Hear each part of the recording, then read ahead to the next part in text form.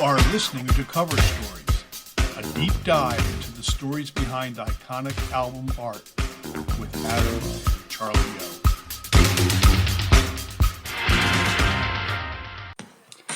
I love the idea for the cover art on this album. The artist says, "Here's a list of things I'd like to see on my next album cover." That artist, Prince, made a list of 16 images he wanted to see.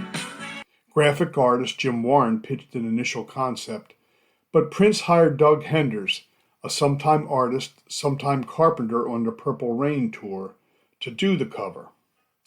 Around the World in a Day was released April 22, 1985, 2 weeks after the Purple Rain tour ended. The success of that tour had become a terrible burden. It was so theatrical and produced that it obliterated any chance of spontaneity outside of encores, where Prince scratched his creative itch in encore sets that could last hours. He hated repeating himself and could not stand boredom because he was Prince, and that's how he rolled. Tired of having his own photograph on 5 of his 6 previous albums, Prince wrote out a 16-item list detailing things he wanted to see incorporated into the cover artwork of Around the World in a Day. His handwritten instructions to artist Doug Henders for the cover artwork for this album were written in pencil on the reverse sides of 2 8.5 by 11 pages of Purple Rain tour materials. The first was a daily memo with the list of hotel room assignments from Chicago, December 11, 1984. And the second is a page from the tour itinerary for December 12th through the 19th, 1984. Prince's list has 15 numbered items, but he included 2 number 9s for a total of 16. Grab the album cover or an image of it and check it against Prince's wish list. Number 1, olive-skinned people wearing hoods and capes of purple. Some could be white, the capes. Number 2, pretty little girl aged 3 or 4 on seesaw. She should be laughing. Number 3, paisley lawns with dandelions of yellow and violets. Lots of violets. Number 4, an old black man aged 55 crying, sitting down on the step. Number 5, blue sky background with fluffy clouds. Number 6, a beautiful woman, exotic looking, wearing a black cape and a raspberry beret. Number 7, a blonde girl covered in lace eating an ice cream cone. Number 8, a laughing woman dressed in black who resembles Clara Bow. This woman should be hysterically laughing. Number 9, an obese bearded man covered with tattoos, affectionately hugging a tiger. Number 9, a small body of water on a pier, an old woman crying with a handkerchief over a love lost.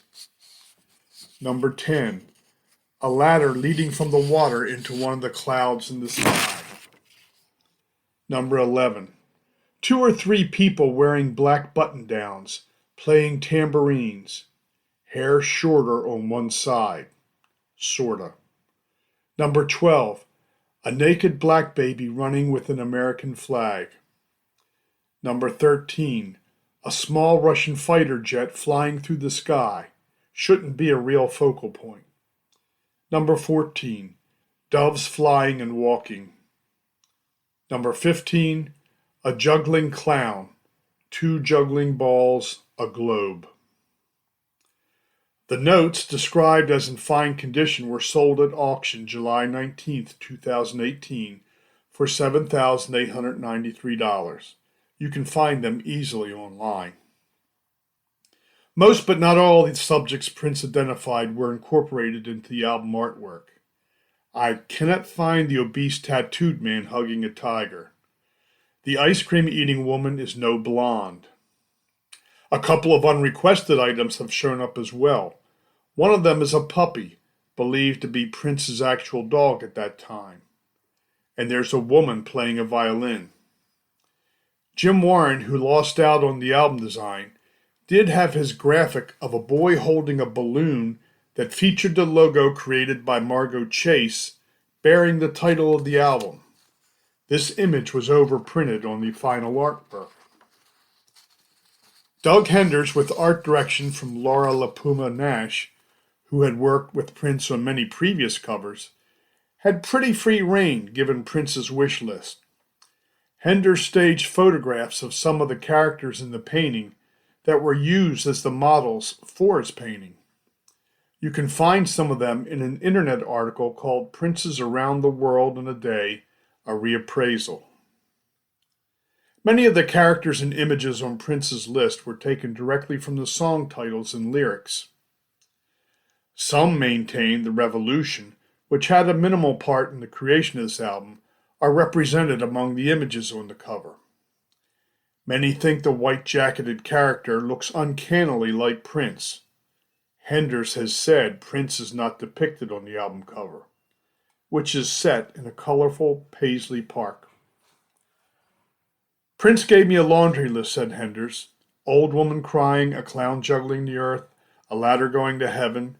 So I could do it two ways, a collage or a surrealistic landscape, and the latter is what I chose, kind of a la Sgt. Pepper's. I did that on the road while I was on the Purple Rain tour. I would go early to the arena, arrange the stage, because a lot of the artwork was on the stage, set up my camera, shoot the show, and the videos would go to him right after the show.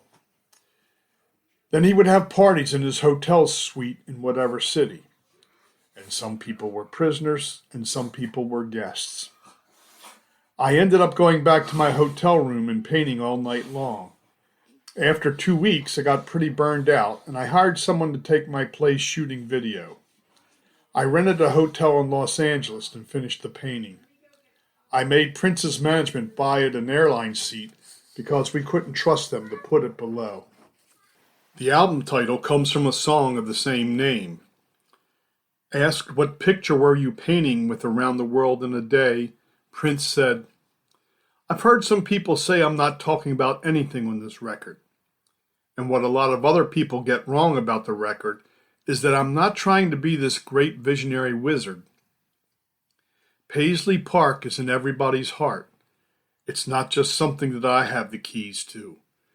I was trying to say something about looking inside oneself to find perfection.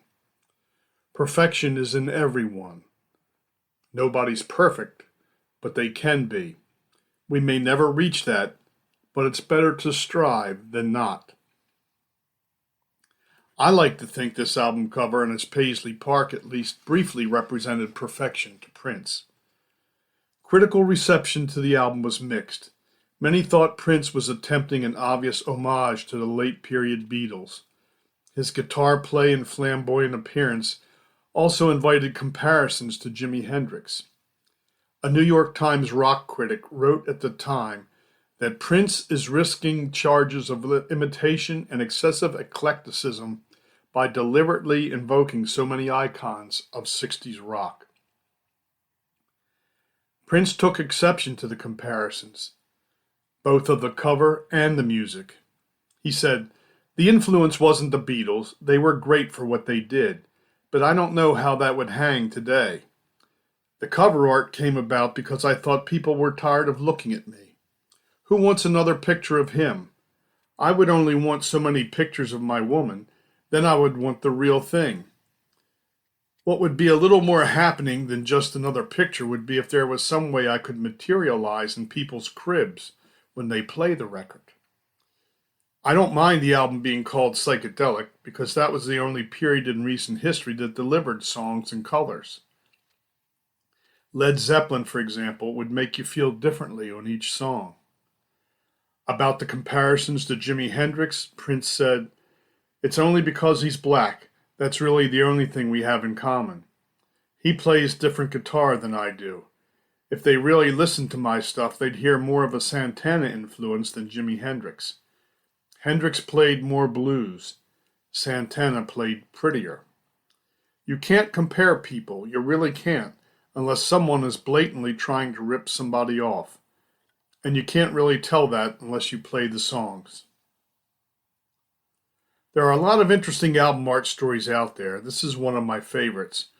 It's like what a child would say if you offered to paint him a picture. I know little about Prince. Like all of us, he had a story to tell. I like to think we got a chapter of it in this album cover. Let's hit the pause button and chat a bit. Hey there, Dad. See you're wearing your raspberry beret today. Good That's to right. see that. I have my strawberry hat I'm headed on. to Paisley Park after this. That's right. So, if ever there was an artist that refused to stop moving, stop evolving, stop bucking convention, subverting expectations, using their own name, refusing to stop pressing record, it was Prince. So after essentially conquering the world with the massive Purple Rain album, movie, and tour, you could have forgiven Prince for attempting to repeat himself. Sure. But you said it well. That is not him. No, that wasn't the way he rolled.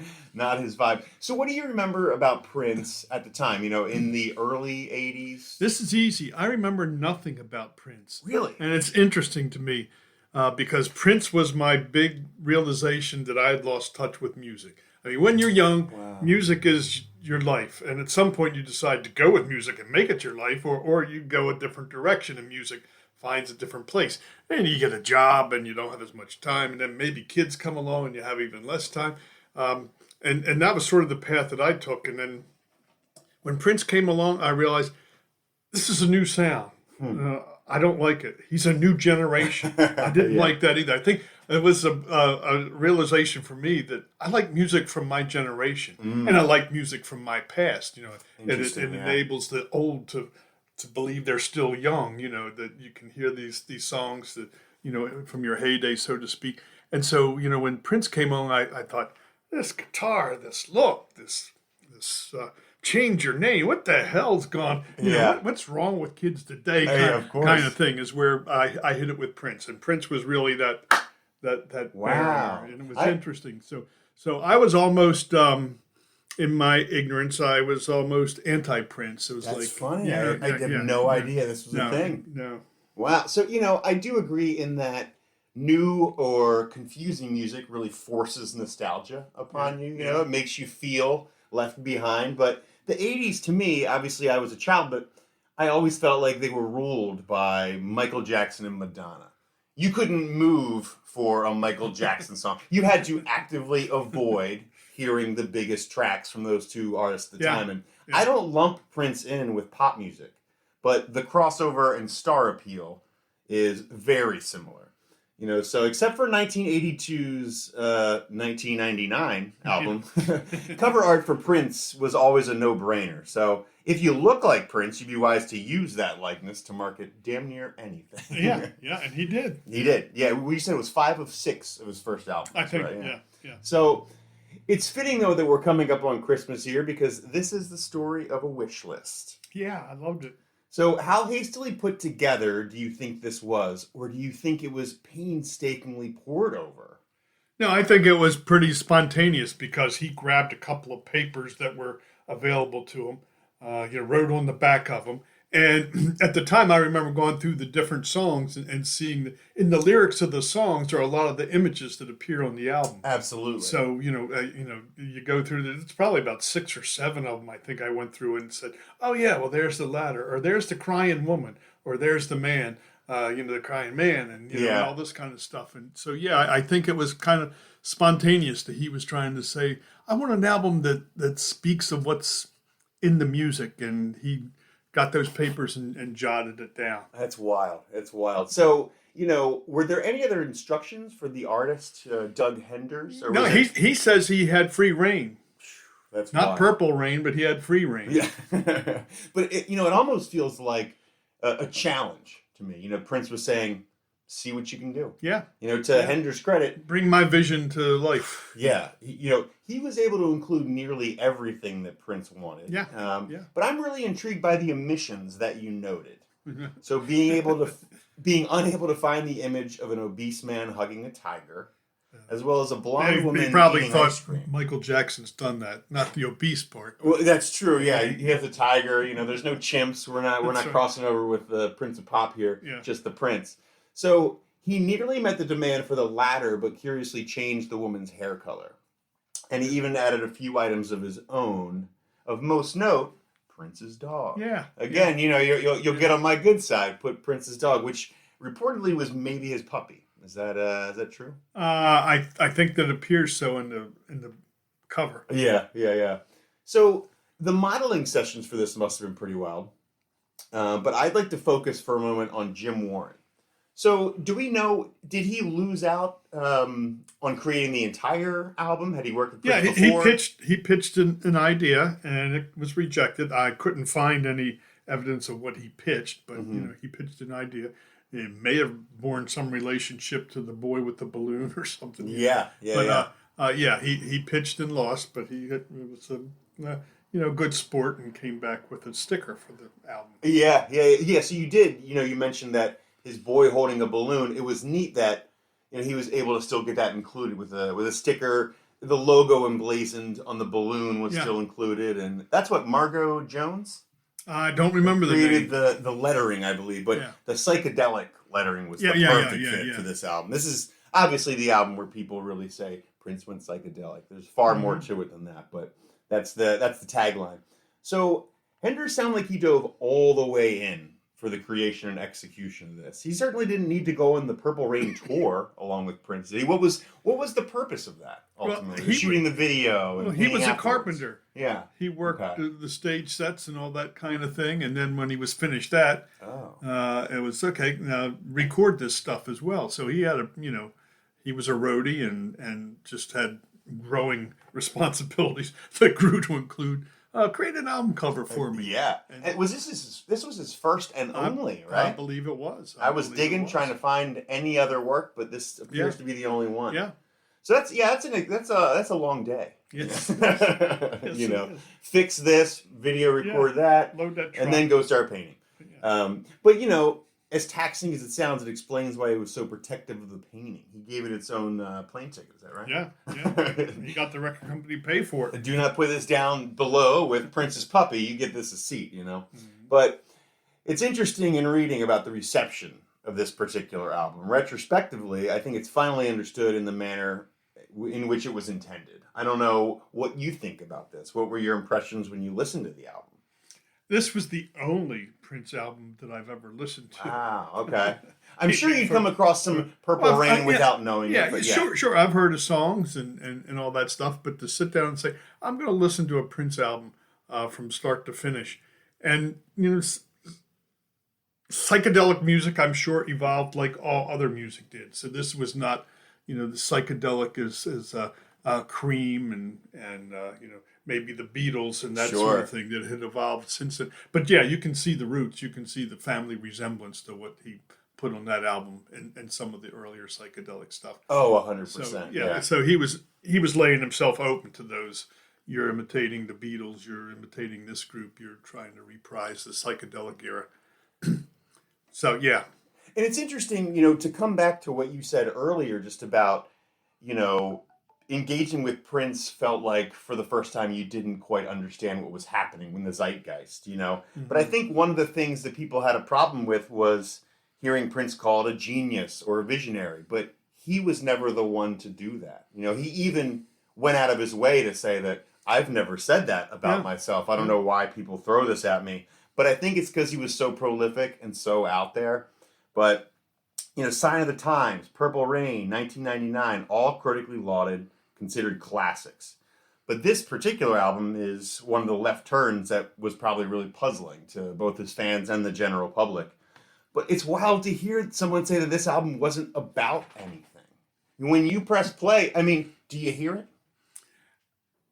Well, only because I spent some time going over, this whole Paisley Park theme is the way I would kind of describe it as, this perfection within yourself. Idealized in through the words and through the visions that you see. That seems it's not a theme album, but that's a thread that runs through a lot of the songs for me. But I I'd be remiss to comment too much on Prince's music, just because he was just such a, a different thing for me. Almost impossible to define, especially for someone that's not familiar with his work. And I'm not either. Obviously, a good bit more than you, but even on a single playthrough, there are some really intense and dark strains in here. Even on Paisley Park, the aforementioned psychedelic song. It's for all its talk about inner peace and creativity, it's also about a husband who cheated on his wife and died without being forgiven. You can hear that in the lyrics, and that just really hit me. There's also an image of a man crying while watching his house being razed, and Pop Life is the one for me that really shook me, especially knowing everything that we know about Prince decades past this. There's some... It's sexy, it's got his catchy pop hooks as always, and his guitar histrionics, but it's about the dark side of celebrity, and the danger of the drugs that ultimately cost him his life. His fentanyl overdose, 30 years later. But, to go back to the comparisons to other artists, the Beatles and what have you, I like that he piped up regarding that, because while there's a through line, he was uniquely defiant. He never sat down, never stopped moving, so to speak. And the Hendrix comparison, I like, because I see this. It's so interesting because, it's because he was black. A tremendous guitarist. But I mean, there's little to no comparison. But that's an interesting thing. It struck me because when I was listening to Prince, I thought, black artists in rock and roll are not large in numbers. We had Hendrix and we had Prince, and that comparison. I don't know that there's a black rock band that I can call to mind. Now there are bands that did some crossover, the soul, rhythm and blues and all that, but I can't recall an entirely black rock band. So that was a big thing, and that was probably low hanging fruit. Who's he like? Of course. The only other guy I know who's black who plays the guitar is Jimi Hendrix. So there we go. It's interesting because it happens. It happens to this day, and a lot of it is just about access. Of all the punk bands in the world, most notably, this happens with comparisons to Bad Brains. A very early hardcore punk band, and they happen to be 4 black guys. Okay. And now, you got a couple black members. You guys sound like the Bad Brains. Like, no, you don't. You sound nothing like the Bad Brains, And there are a lot of bands that really get passed over for that same reason. But yeah, Prince is wild. I just love this backstory. It really makes me think maybe I need to dive back in, or just dive in for the first time. Yeah, I liked it too, because it just was so perfectly, almost childlike. I want an album cover here, put this stuff on it. Yeah. And the guy did, and here we are talking about it all this time later. And Prince rubber stamped it. Love it. You did what I asked. That's right. Well, right on, everybody. This is what it sounds like when myrtle doves cry. Next time. See you.